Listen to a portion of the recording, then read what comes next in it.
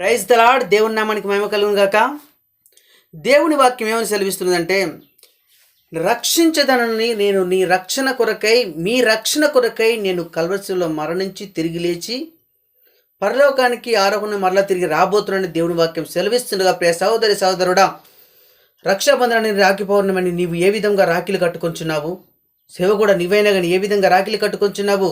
వాళ్ళు ఏమనుకుంటారో, వీళ్ళు ఏమనుకుంటారో, సహోదరులు ఏమనుకుంటారో, సహోదరులు ఏమనుకుంటారో అని చెప్పి నువ్వు రాఖీ పౌర్ణమి రోజు నువ్వు అసలైన రక్షణ విడిచిపెట్టి నువ్వు దేవునికి విరుద్ధమైన పనులు చేస్తున్నావా? లోకంలో కలిసిపోతున్నావా? ప్రియ సహోదరి సహోదరుడా, సేవకుడా, దేవుడు నీతోనే మాట్లాడుచున్నాడేమో. అది దేవునికి విరుద్ధం కనుక అది వారు చేసుకోవడం, వారి విధి విధానం లోకంలో వారు చేయవచ్చు, కానీ వారికి సరి అయినదే, కానీ నీకు సరి అయినది కాదు.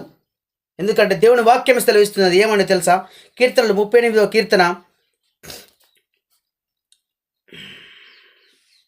22వ వచనం చూసుకున్నట్లయితే, రక్షణకర్తమైన నా ప్రభువ నా సహాయమునకు త్వరగా రమ్ము అని దేవుని వాక్యం తెలుస్తుంది.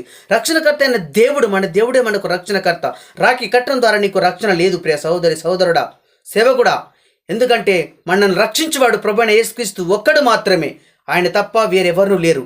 ఎందుకంటే ఈ రాఖీ కట్టడం ద్వారా నువ్వు పరలోకానికి వెళ్ళలేవు, అది నిన్ను రక్షించలేదు.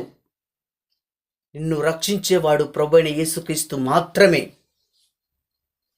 దాన్ని వాళ్ళ ఆచారాల ప్రకారము దేవునిలో లేని వారు చేసుకోవడం తప్పులేదు, వారు చేసుకుంటారు. ఎందుకంటే వారికి దేవుడు అంటే వారు ఎరగని ప్రజలు కనుక. నువ్వు ఎరిగి ఉన్న నీవు చేస్తున్నావంటే దేవునికి విరుద్ధమైన పనులు చేస్తున్నావు.